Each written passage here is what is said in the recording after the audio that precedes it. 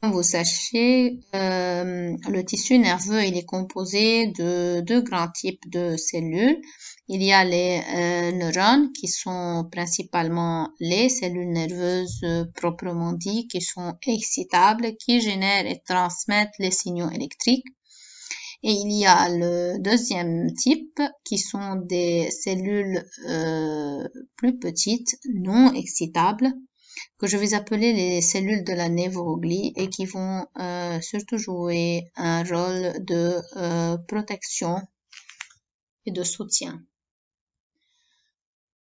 Les cellules de la névroglie sont nombreux et ils seront classés selon s'ils appartiennent au système nerveux central ou au système nerveux périphérique. Les 4 premiers vont appartenir au système nerveux central et les 2 restants au système nerveux périphérique. Parmi les cellules de la névroglie appartenant au système nerveux central, on cite initialement les astrocytes qui sont des cellules jouant un rôle principal de soutien et qui vont donc entrer en contact avec le sang pour pouvoir donc échanger les nutriments, notamment le glucose qui est nécessaire au fonctionnement cellulaire. Deuxième type, c'est les oligodendrocytes qui sont des cellules qui vont jouer donc un rôle dans la formation de la gaine de myéline, mais surtout uniquement dans le système nerveux central, et ils vont venir entourer les axones des neurones. Les microglies, troisième type de cellules, ils donc vont jouer le rôle immunitaire et ils vont être présentes pour phagocyter tout corps étranger, notamment virus ou bactéries. Les épendymocytes, c'est des cellules qui présentent des podocytes, des cils, prolongements ciliaires qui vont, suite à leur mouvement, favoriser la circulation du liquide céphalorachidien, et ces cellules vont former l'épithélium qui va entrer en contact avec le sang afin de pouvoir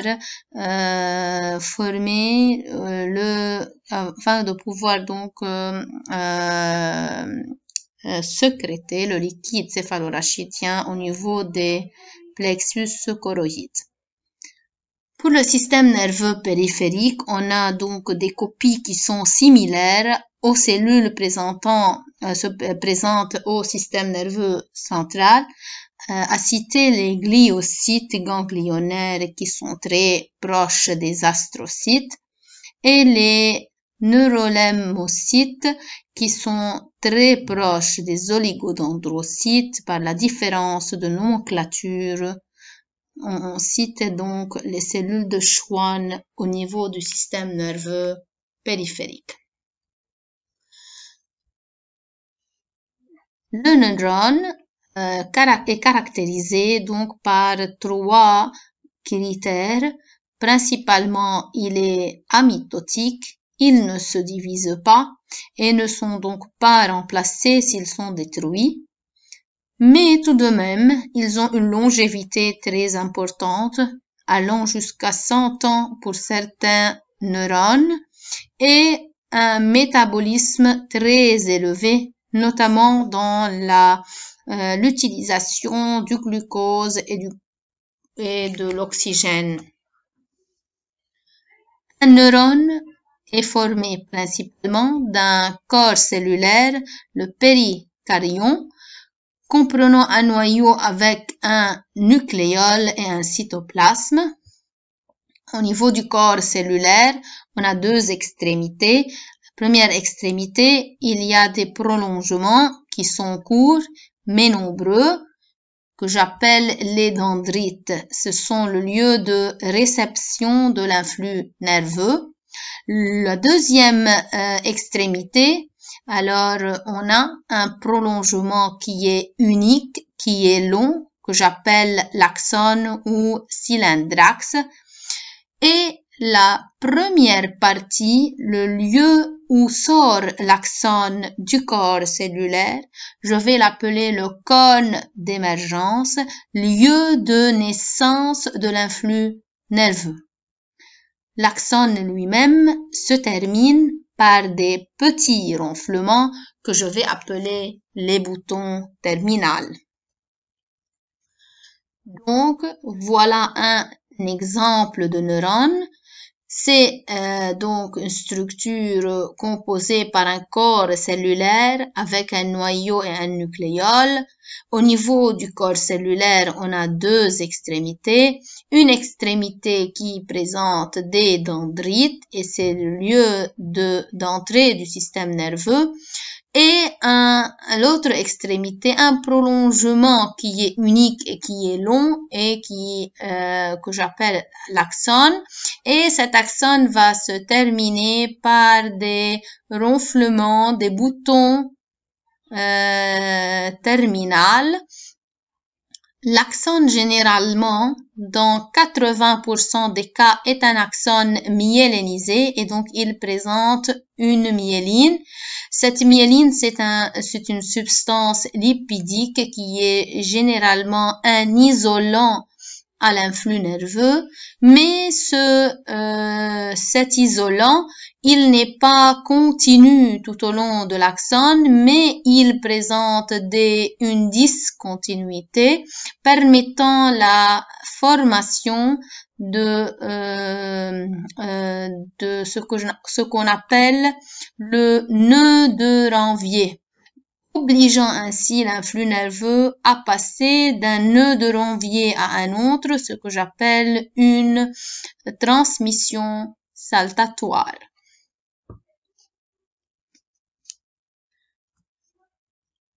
Un nerf est formé d'axones ou de fibres. Ces axones, ils peuvent être uniquement moteurs et dans ce cas, le nerf, il est alors moteur.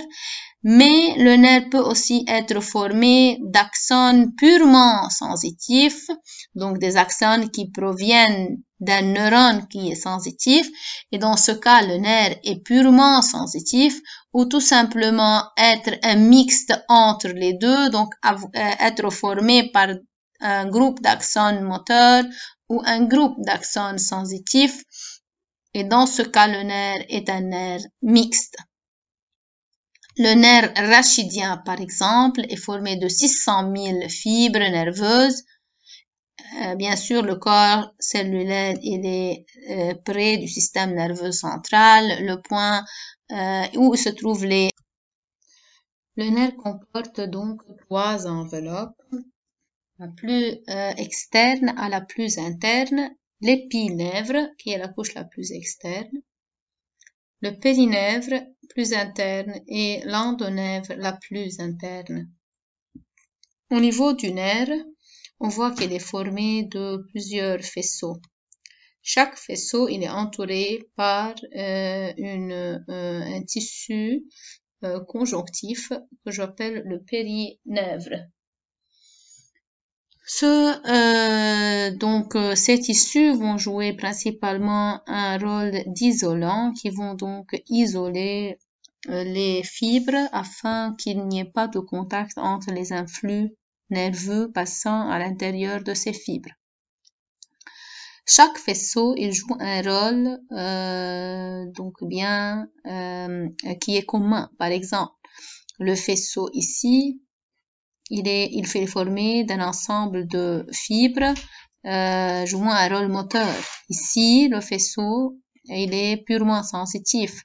Ici, il peut être moteur somatique et ici, il peut être, par exemple, moteur végétatif.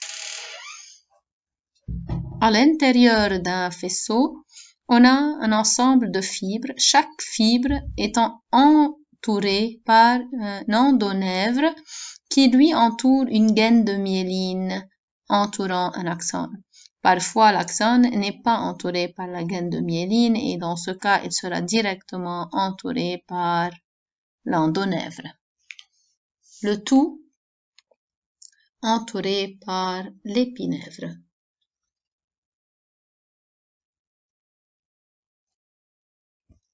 Mise en évidence de l'influx nerveux. C'est un animal dont on a dénudé un nerf moteur, donc on l'a isolé.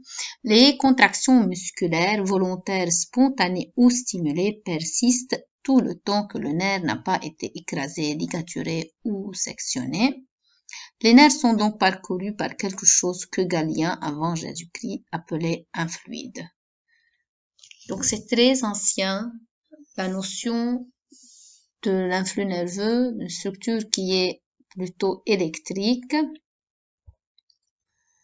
On a mis ça en évidence par une expérience qui est donc ancienne. Création et propagation de l'influx nerveux. Un courant électrique appliqué à un nerf provoque la contraction des muscles d'une grenouille morte. Une électricité circule dans les nerfs. Bien sûr, le courant qui a été appliqué aux muscles d'une grenouille morte, c'est principalement directement après sa mort. Donc, on va pas prendre une grenouille 3 heures après la mort parce que généralement, il y a plus de système nerveux, bien sûr. Pour vraiment pouvoir étudier, on a travaillé sur un calamar. Le calamar, c'est un type de mollusque présentant un seul axone au niveau de sa structure. Et le calamar, il est énormément géant. Donc, regardez la taille d'un homme comparé à un calamar. Est-ce que ça existe? Est-ce que c'est vrai? Oui, c'est vrai. Vous pouvez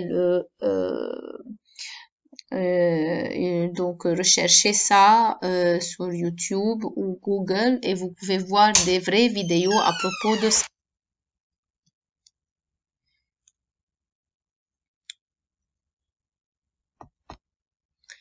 Donc, on va utiliser ce calamar, cet axone du calmar.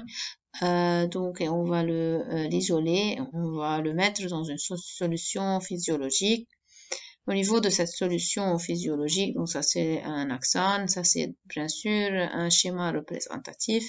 On va utiliser 2 microélectrodes de mesure, l'une qui va être insérée à travers la membrane et une autre dans le milieu extracellulaire, donc une dans le milieu intracellulaire et une dans le milieu extracellulaire, et des électrodes de stimulation afin de délivrer les impulsions électriques, donc faire passer un courant, et l'oscilloscope qui va visualiser donc les résultats.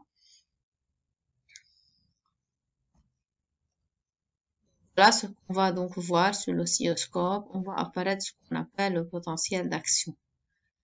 Donc, ce potentiel d'action présente plusieurs phases. Au repos, puis dépolarisation, repolarisation, hyperpolarisation, puis retour à l'état initial.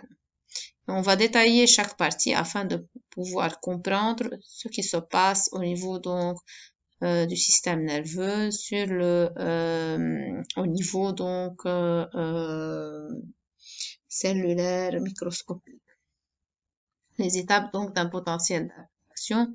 Vous avez le repos, une dépolarisation, une repolarisation, une hyperpolarisation et un retour au repos. La première phase qui est donc l'état du repos.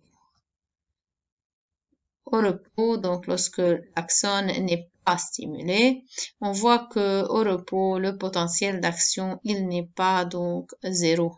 Il est aux alentours de moins 70 millivolts. On va expliquer un peu le schéma, regardez ça.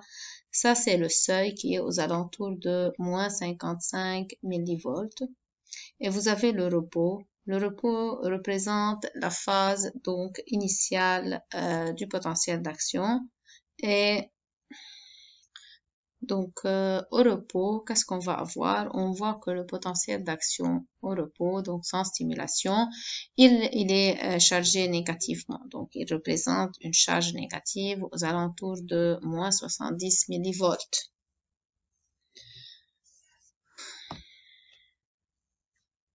pourquoi on a que si le neurone au repos, les ions ne sont pas répartis également de chaque côté de la membrane. Donc, je n'ai pas une égalité des ions, surtout ceux chargés négativement. On va un peu donc c'est écrit, mais ce que je veux que vous fassiez, c'est mettre un petit croquis à côté de vous en étudiant afin que vous puissiez comprendre ce qui va se passer.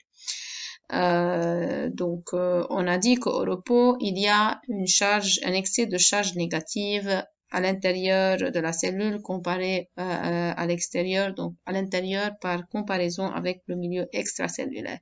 On va expliquer pourquoi au repos j'ai cette différenciation de charge.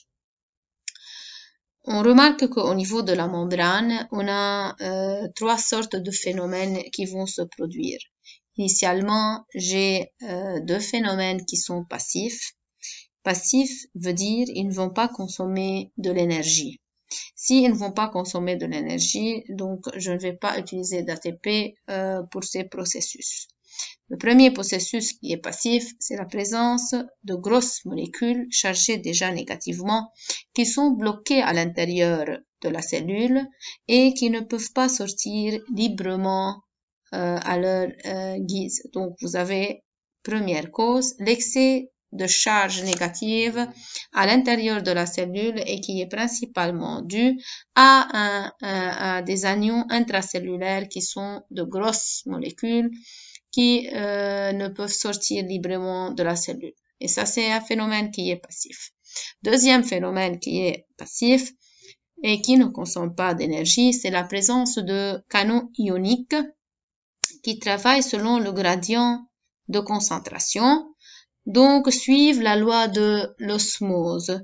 C'est quoi la loi de l'osmose? La loi de l'osmose, c'est la loi qui dicte que le lion va se déplacer du milieu le plus concentré vers le milieu le moins concentré.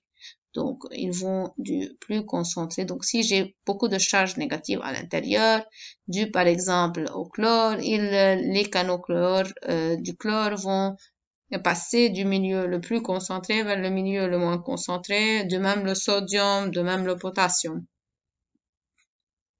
Ça, c'est un phénomène qui est donc passif. Si je vais laisser la diffusion se produire, donc ce mécanisme qui est l'osmose, qui est le passage des ions du milieu le plus concentré vers le milieu le moins concentré, on devrait avoir un équilibre.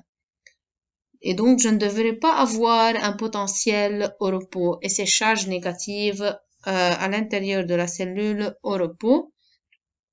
Ce qui va donc expliquer le troisième sorte de phénomène, mais ce phénomène, il est un phénomène actif et donc il va consommer de l'énergie. Le transport ionique actif, il est basé principalement à la présence de la pompe sodium-potassium qui favorise une plus forte concentration de sodium à l'extérieur. Car la pompe, elle va rejeter le sodium à l'extérieur de la cellule et fait entrer petite quantité de potassium en contrepartie à l'intérieur de la cellule. Et ces cellules vont travailler contre le gradient de concentration. C'est pour cela qu'ils vont nécessiter de l'énergie. Principalement, le potentiel de repos est un potentiel donc chargé négativement, principalement à cause de la pompe sodium-potassium.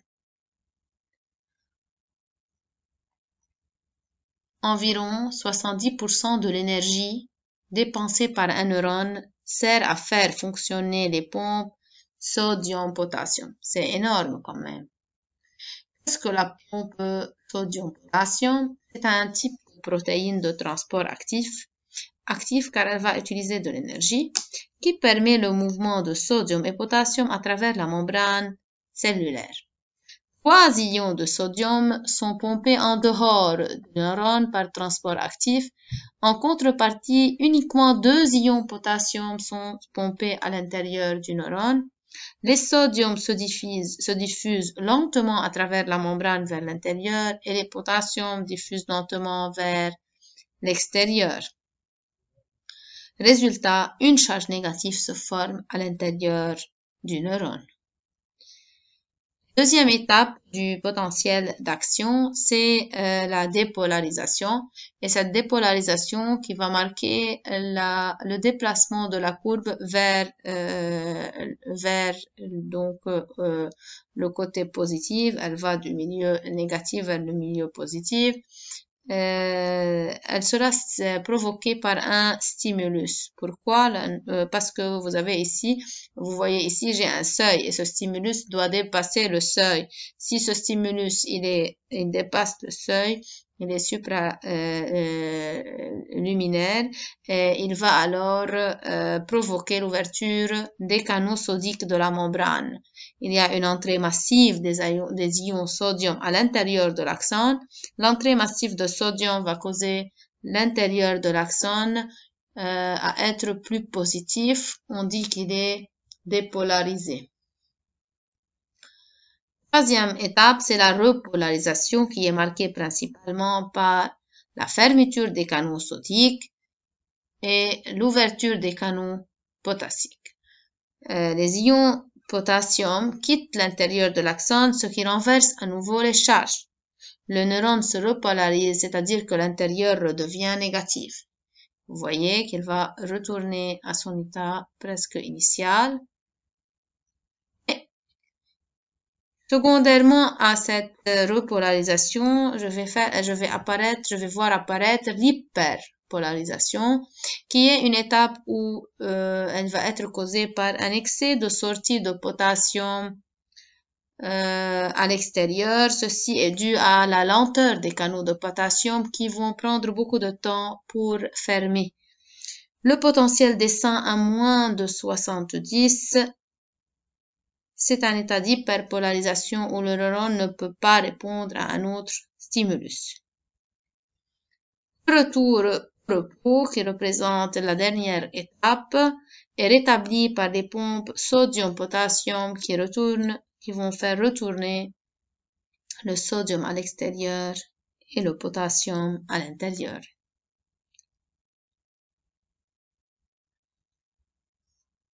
La partie suivante, on va maintenant, avant de continuer, expliquer aussi un peu à propos de la membrane au niveau du neurone. Au niveau de cette membrane, on a plusieurs types de canaux, principalement des canaux ioniques qui sont spécifiques à un ion donné. Ils permettent le passage des ions par diffusion selon leur gradient de concentration.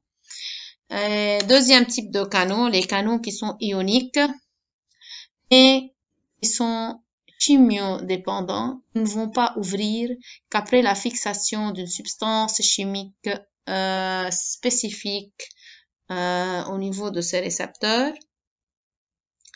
Des canaux ioniques à ouverture contrôlée par le voltage ou les canaux ioniques voltage dépendants ou ce que j'appelle les canaux ioniques tensiodépendants et ils ne vont pas s'ouvrir que suite à une stimulation d'un courant électrique. Et finalement, on a les pompes à ions qui sont des transports actifs qui nécessitent de l'énergie chimique, notamment la pompe sodium-potassium. Donc, j'ai des canaux chimiodépendants, des canaux tensiodépendants et des canaux, je peux appeler donc c'est des canaux ioniques selon le gradient de concentration. Le stimulus va induire une dépolarisation. Les neurones peuvent réagir à des stimuli différents comme la lumière, le son, les pressions selon le type donc de localisation du stimulus et sa relation avec les récepteurs. La présence de ces stimuli va induire une réaction de dépolarisation de la membrane suite à une ouverture des canaux sodiques qui sont chimiodépendants ou dépendants de stimulus sensoriels. Ce qui est intéressant ici, c'est que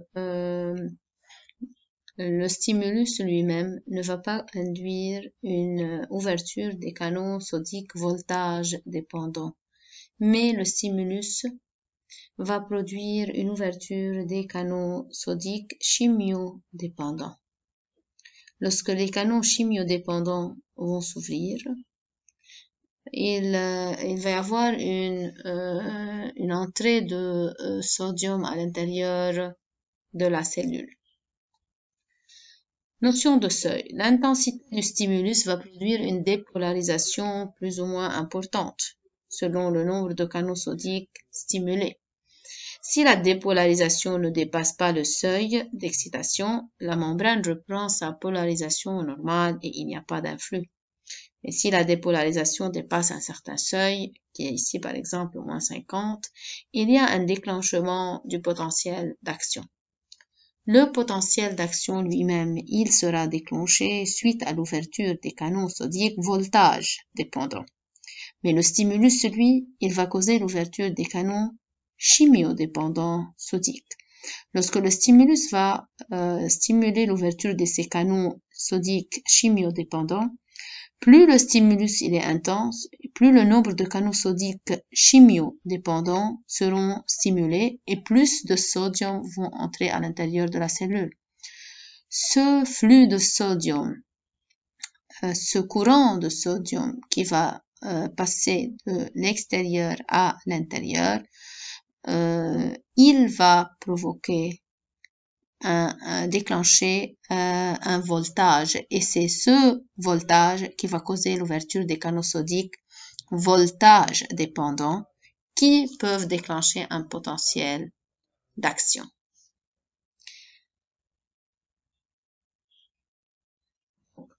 Lorsque la polarité atteint un certain seuil, les canaux sodiques tensiodépendants, donc voltage dépendants, vont s'ouvrir, ce qui amplifie la dépolarisation de la membrane. La membrane devient alors 500 fois plus perméable au sodium qu'elle ne l'est normalement. C'est énorme ça. Il y a alors une entrée massive de sodium dans la cellule, 30 000 à la seconde. Donc, les canaux tensiodépendants ou voltage dépendants, ils vont s'ouvrir sous l'effet d'un courant électrique. Ce courant, il sera engendré par la diffusion des ions à travers la membrane lors de l'ouverture des canaux chimiodépendants. Un courant électrique, ce sont des charges qui se déplacent et les ions sont chargés. C'est bon? Donc, initialement, suite à un stimulus, c'est les canaux chimiodépendants sodiques qui vont s'ouvrir et un afflux de sodium va passer du milieu extracellulaire au milieu intracellulaire. La quantité ou l'importance de ce flux de sodium, il est en proportionnel à l'intensité du stimulus et proportionnel au nombre de canaux sodiques chimiodépendants qui se sont ouverts. Et c'est le flux de sodium, par conséquence, secondaire à cette ouverture des canaux chimiodépendants, va causer, si elle est supraluminale, d'ouvrir les canaux. Donc, si elle va dépasser le seuil d'excitation, va causer, stimuler les canaux sodiques voltage dépendant et provoquer l'entrée massive du sodium, ce qui va déclencher un potentiel d'action.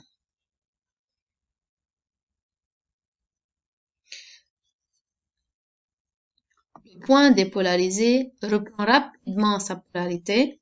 Il n'entre que très peu de sodium lorsqu'un point de la membrane se dépolarise. Globalement, la concentration en sodium dans l'ensemble de la cellule n'augmente que 0,0001%.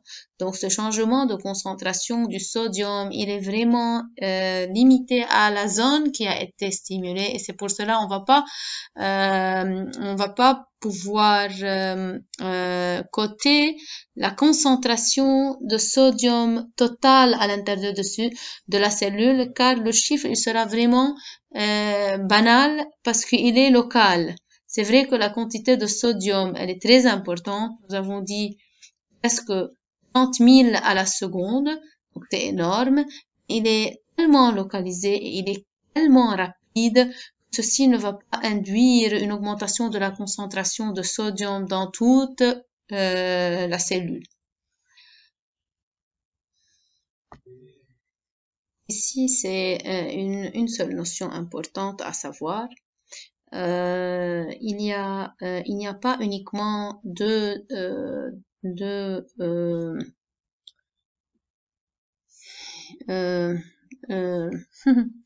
ça c'est un canot donc sodique et comme vous voyez, il peut être soit fermé, soit ouvert. C'est ce qu'on croyait. Mais il y a une étape qui est intermédiaire à la fermeture ou à l'ouverture du canot. C'est l'étape que j'appelle étape inactive.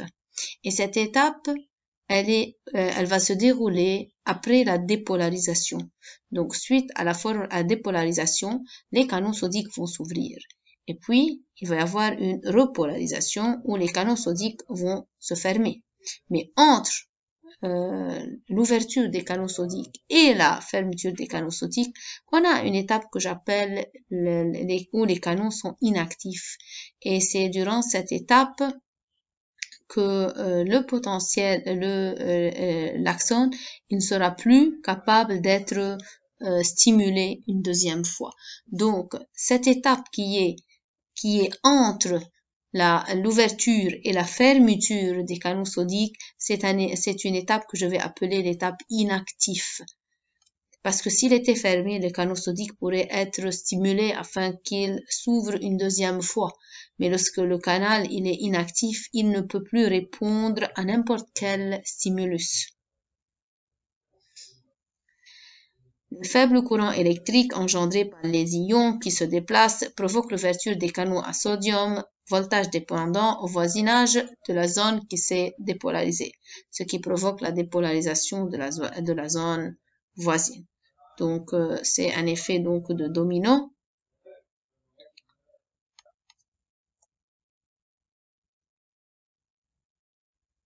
Donc, ce processus, regardez un peu, ça c'est la zone qui a été dépolarisée. Il va y avoir ouverture des canaux sodiques. Regardez là, qu'est-ce qui va se passer pour les canaux sodiques? Ils vont passer à un état où ils sont inactifs. Par conséquence, ils obligent le courant à passer dans un seul sens. C'est pour cela que le potentiel d'action ne se propage pas dans deux sens, dans les deux sens. Il se propage dans un seul sens unique, et ceci parce qu'il y a ces canaux, parce qu'il y a cette étape qui est l'effet des canaux sodiques inactifs. Donc, c'est une étape où ils ne vont plus répondre à aucun stimulus.